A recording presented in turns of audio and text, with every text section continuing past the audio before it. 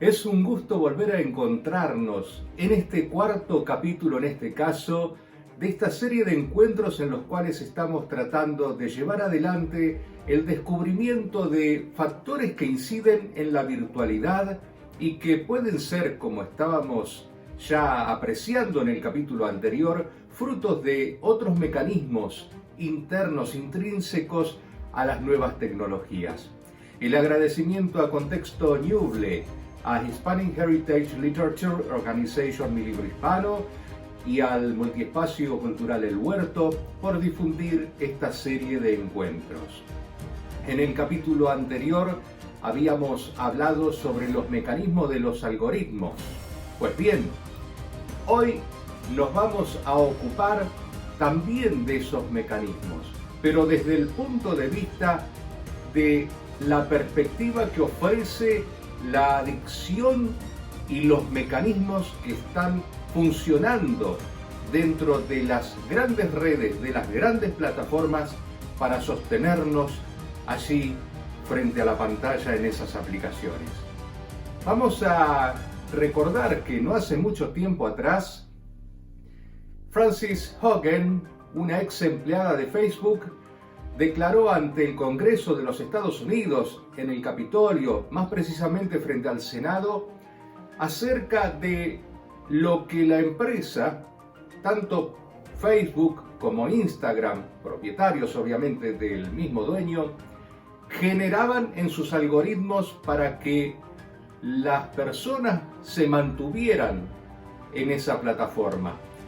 Y denunció que en esos algoritmos habían insertos mecanismos de violencia, porque la violencia genera, así como ustedes lo están escuchando, un mecanismo de atracción frente a lo que nosotros estamos percibiendo. La violencia es una de las emociones generadas a través de las emociones básicas que vimos en algún momento, como la ira, y es una respuesta a determinadas cuestiones. Por ejemplo, algo que no nos gusta, alguna publicación que no compartimos, nos sentimos empujados a contestar, a responder, a poner nuestro punto de vista contrario. Y así se consigue una espiral de violencia que nos mantiene también cautivos de esas mismas situaciones. Pero vamos a revisar en realidad si esto nace con las redes sociales o si viene ya con la misma cultura del hombre ancestralmente. Vamos a referirnos en principio al trabajo que realizara Sigmund Freud en ese libro Tótem y Tabú, publicado en 1913, en el cual Freud nos va a alertar sobre los mecanismos de la violencia en la fundación de la cultura y de las sociedades humanas. Vamos a dejar de lado en este caso las propuestas psicológicas, los abordajes psicológicos que tengan que ver con el parricidio, con el incesto, y vamos a quedarnos con lo que Freud llama el asesinato fundador, en donde antiguas culturas totémicas, los ancestros, aquellos clanes iniciales de la humanidad, tenían la posibilidad de gestar esa violencia. Para Freud, todo comienza cuando un clan se desorganiza, cuando los miembros de un clan se ponen en desacuerdo con respecto a quien los lidera, que puede ser el padre, un antecesor, pero en definitiva quien lo lidera es cuestionado. La muerte, la expulsión o lo que fuere de esa persona trae nuevamente el orden a partir de las reglas que se instauran en ese clan. Por eso, esa violencia fundadora que en ese antiguo clan se piensa que el hecho violento cometido contra esa persona a la cual se acusaba de ser el ocasionante de todo ese desencadenamiento de sucesos que generaban el desorden, fue lo que trajo el orden. Entonces así esa violencia se va a ir sucediendo con esos mecanismos rituales que tienen que ver inicialmente con los sacrificios humanos y luego se traspasará a los animales y luego a cualquier otro acto en el cual podemos encontrar sacrificios o signos de ritos sacrificiales. Podemos preguntarnos también si en la actualidad no estamos viviendo insertos en esa cultura sacrificial, porque nos vamos a encontrar con mucha gente que está a lo mejor trabajando, cediendo su esfuerzo de trabajo por centavos, por céntimos, y la pregunta es, ¿no es eso también el sacrificio de un ser humano en cuentagotas? ¿Su vida se está yendo? Así que estos mecanismos rituales que muchas veces no se perciben o que están ocultos, se renuevan, se modernizan, se ayornan y los descubrimos, por supuesto, en las redes sociales. Las redes sociales que nos posibilitan también, cuando uno se pregunta, reflexiona sobre por qué la violencia en las redes, por qué ese anonimato que muchas veces es el que posibilita la violencia, a lo mejor tenemos que encontrar explicaciones en esto. Cuando todo un clan en forma anónima decide terminar con la vida de aquel a quien consideraban que estaba ocasionando el desorden. Así, esa multitud, ese clan anónimo de aquel entonces, lo podremos encontrar a lo largo de toda la historia de la humanidad, siempre reaccionando contra víctimas a las cuales acusaban. Y luego, por supuesto, restablecido el orden, pareciera que ese mecanismo había dado resultado y por eso lo repetían una y otra vez en lo que sería un ritual. Pero queremos ir un poquito más atrás para encontrar cuáles son las formas básicas de la violencia. Las formas básicas podremos encontrarlas en un trabajo del británico Thomas Hobbes, que en el año 1651 publica el Leviatán.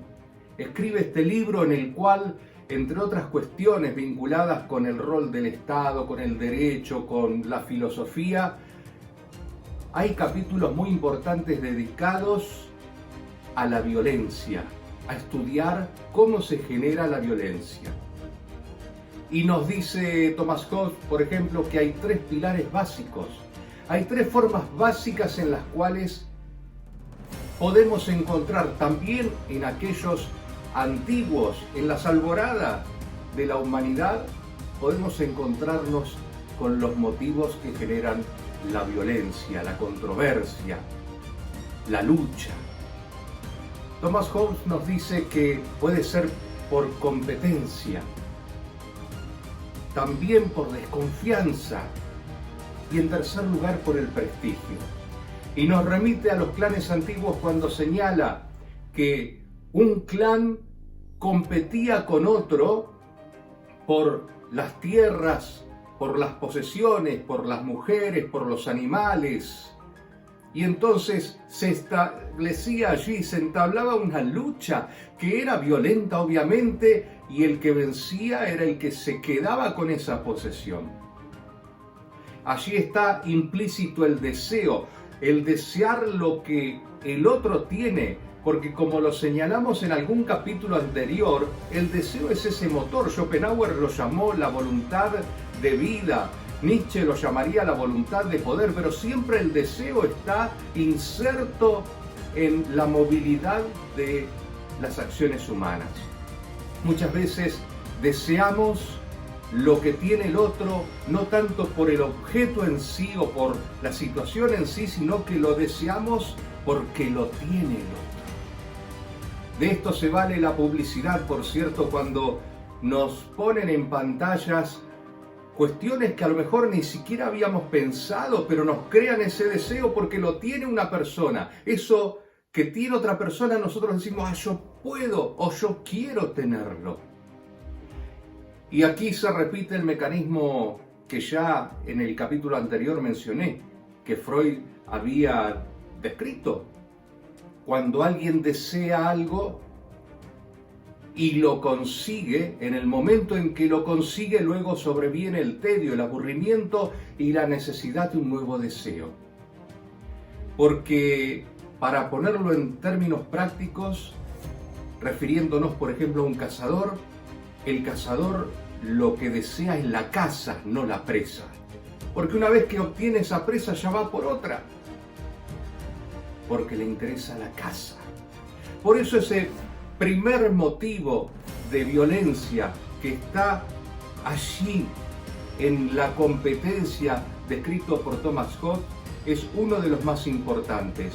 Y lo que sobreviene a esta competencia es la desconfianza, porque esos antiguos clanes iban a desconfiar del otro clan a ver si no querían venir a llevarse sus posesiones, sus mujeres, a ocupar sus territorios. Entonces, por las dudas, generaban actos violentos por esa desconfianza, por razones de seguridad, por su propia seguridad. Nos encontramos en definitiva, y aquí ya vamos sumando dos de las patas de los gestores de la violencia, a la competencia y en segunda instancia dijimos a la desconfianza, a la inseguridad. Y nos queda todavía el tercer aspecto, la tercer pata que Thomas Hobbes describe, que es el prestigio. A veces bastaba una actitud, una palabra, un gesto, algo que desencadenaba la violencia sin ser un factor de inseguridad, una amenaza. Gestaba una reacción violenta porque un clan determinado quería ser el que más prestigio tuviera, el respetado, el que era tenido en alto por el resto. Independientemente de sentirse o no sentirse amenazado, necesitaba hacerlo. Por ende, cualquier situación de burla, de acecho a lo que estaban haciendo podía ser tomado como una actitud beligerante. Y para mantener ese prestigio, reaccionaban con violencia. Estos tres elementos generadores de violencia, yo quisiera preguntarles si no lo pueden apreciar presentes también en las redes sociales en la actualidad. Vamos a ver, la competencia. Hay mucha gente que se desvive en las redes sociales fijándose qué es lo que hace un par, un colega. Y entonces, si la otra persona, si ese colega, si ese par hizo determinada publicación, yo tengo que hacer algo parecido. Si hay un colega, supongamos un escritor que fue premiado, entre comillas, con algún pergamino virtual de alguna asociación de las cientos que se han fundado en esta pandemia, yo tengo que estar también. Yo tengo que también tener esa distinción. Y entonces entro en competencia, y esto sucede en todos los rubros. Si veo que alguna persona hace una publicación en las redes sociales, ya sea Instagram, en Facebook, en YouTube, en donde fuere, y aparece a lo mejor con una mascota, yo tengo que lograr que la publicación mía sea con una mascota que esté más aseada, más linda, más peinada, más adornada que la otra. Hay una competencia que también se alarga cuando uno mira a ver cuántos likes, cuántos me gusta tiene una publicación y cuántos tiene la otra. ¿Cuántos logré yo? ¿Cuántos comentarios logré? A veces los comentarios, como ya lo mencionamos en algún capítulo anterior, son simplemente emojis de reacciones, del pulgar arriba, de aplausos, simplemente eso. No aporta mucho más que eso, pero hay gente que necesita tener cantidad de comentarios, cantidad de likes, no solamente por aquellos que monetizan con esto, porque es cierto que las redes sociales, las empresas, monetizan a quienes logran determinada cantidad de seguidores. Por ejemplo, una persona, un influencer, como se llama ahora, con 1 millón, 2 millones, 3 millones de seguidores, cobra dinero porque está poniendo junto a su imagen un séquito de personas que van a participar en esa aplicación y las van a retener por más tiempo. En este mecanismo de algoritmos que decíamos o de los que hablábamos en el capítulo anterior. Esa competencia entonces es una de las razones de la violencia, porque yo voy a tratar por todos los medios de superar al otro. Y para ello no importa lo que tenga que hacer. A veces tengo que criticar al otro, a veces tengo que poner posteos contrarios a esa persona. Y vamos a la desconfianza. Nosotros hablamos de los clanes. Hoy en día nos encontramos con distintos pensamientos acerca de distintas temáticas. Y es así que entonces hay también como bandos, como grupos que van a defender una postura y otros que van a estar diametralmente en contra de esa postura. Esas famosas grietas que vemos en todos los países, en todas las líneas de pensamiento. Esos bandos entonces van a estar respondiendo, algunos defendiendo una publicación, los otros van a reaccionar agrediendo y menoscabando. Y allí se va a establecer ese sentido de violencia en las redes sociales, en donde el anonimato juega un papel importante, pero no es el único. Los mecanismos de los algoritmos que tienen las empresas de las aplicaciones que manejan redes sociales se preocupan también porque así sea. Como dijimos al comienzo, Frances Haugen lo denunció. Hay empresas que lo que están haciendo es que sus algoritmos busquen la adversidad, es decir, aquellas cosas que tornan adversarios, aquellas cuestiones, esas publicaciones que generan contrariedades, enojos, porque estamos aquí concibiendo una de las emociones como lo es la ira. La estamos trabajando dentro de ese algoritmo. Y ustedes me dirán, ¿cuál es la cuestión positiva de la ira? ¿Hay alguna acaso? ¿Por qué me tienta esa emoción a quedarme en esa plataforma respondiendo y respondiendo?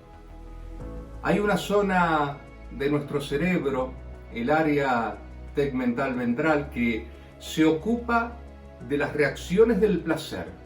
Es la generadora del placer a través de la emisión de un neurotransmisor que es la dopamina. Esa dopamina que nos va a generar sensación de no saciedad.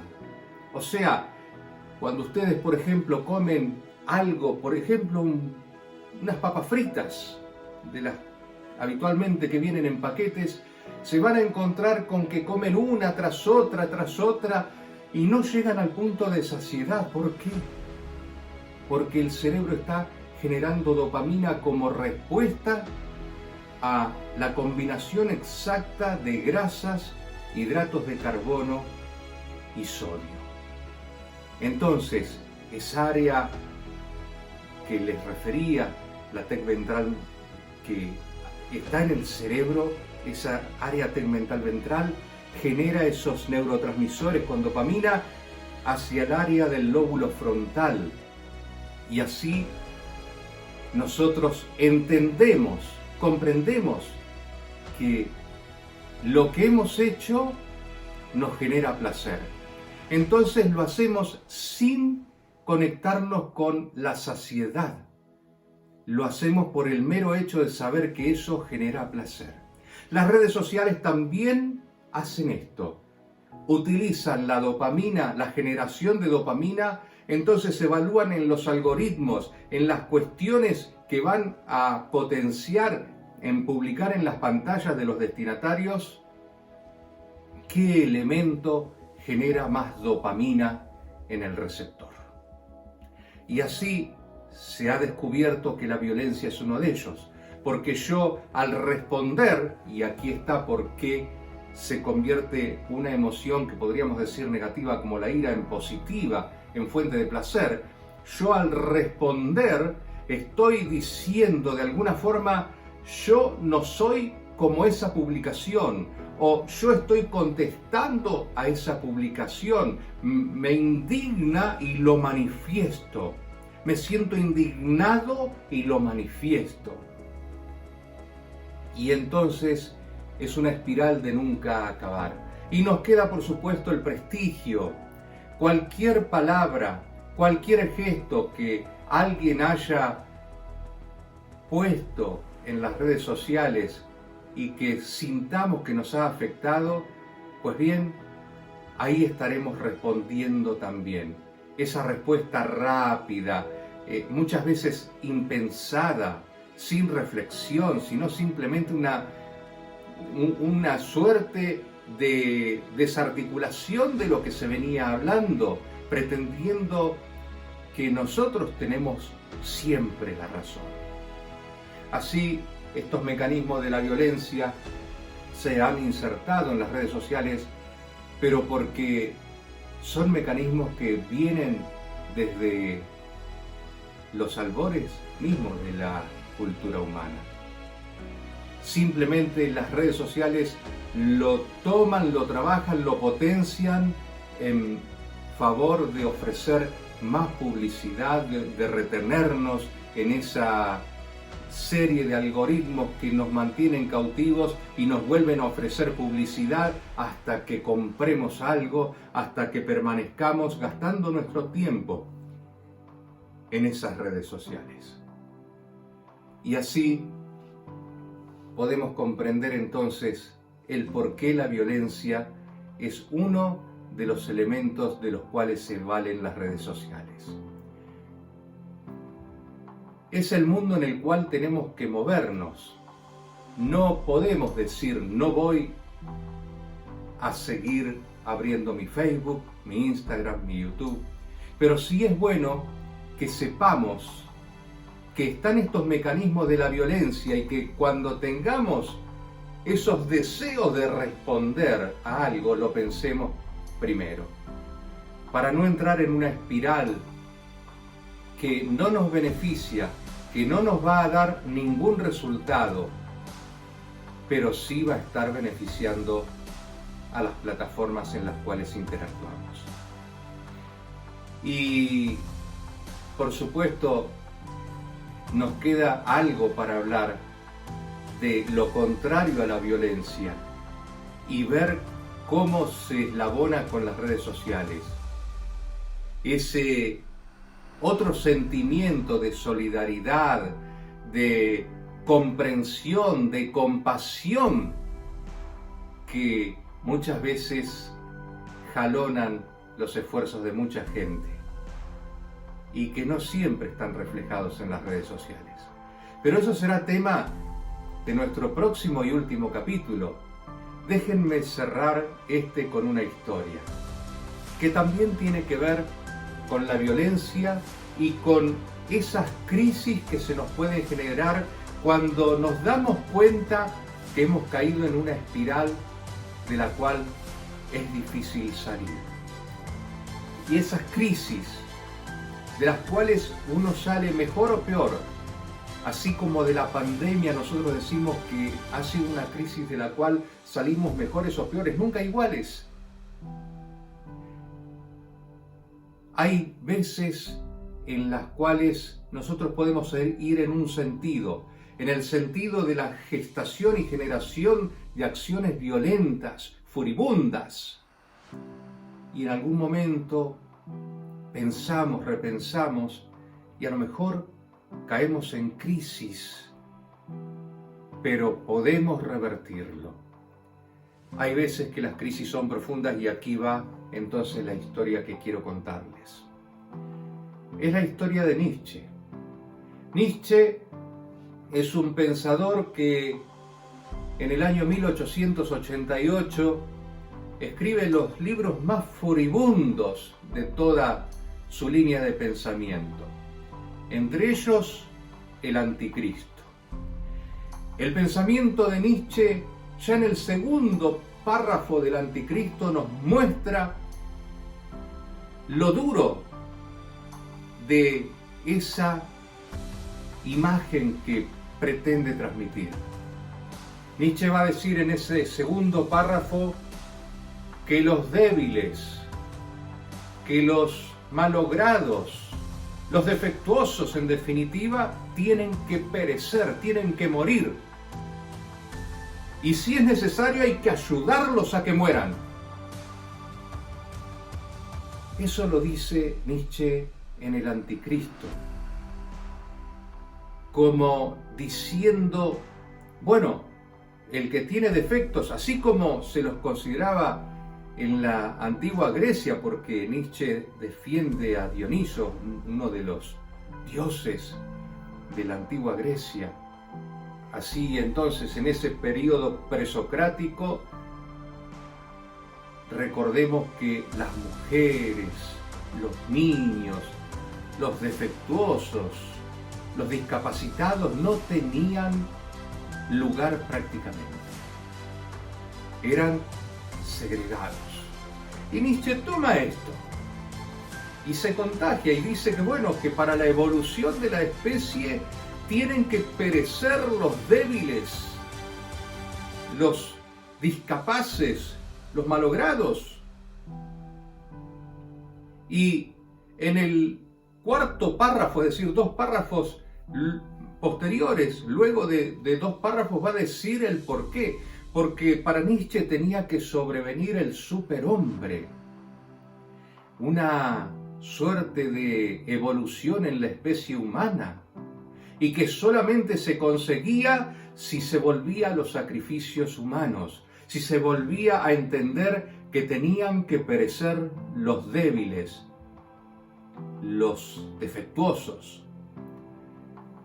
La propuesta de Nietzsche era que ese superhombre, esa especie superior que tenía que empezar a emerger, tenía que ser a costa de la muerte de los otros, de los menores, de los débiles. Pero ¿qué pasa? En el año 1889 en Turín, Nietzsche va caminando y se encuentra con lo que yo creo ha sido un momento de crisis en su vida. Se encuentra con un cochero que, frente a un caballo que no quería, porque no tenía más fuerza, no quería levantarse, no quería volver al esforzado trabajo al que lo impulsaba el cochero, entonces ese animal, ya casi moribundo por el esfuerzo realizado, no podía avanzar, no podía siquiera levantarse. Y el cochero lo castigaba para que se levante. Tal vez allí Nietzsche cayó en la cuenta de qué es lo que pasa con los débiles, con los malogrados. Y en esa crisis, a lo mejor descubrió que él también, a lo largo de su vida, lo había sido débil y malogrado. Entonces Nietzsche va y se abraza al caballo. Y en ese momento en que se abraza al caballo, le susurra en las orejas del animal algunas palabras que nadie supo cuáles fueron.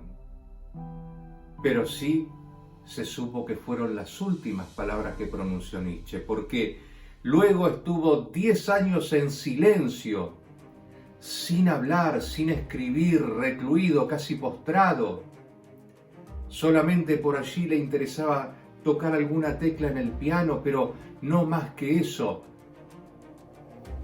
10 años de silencio extremo hasta que murió.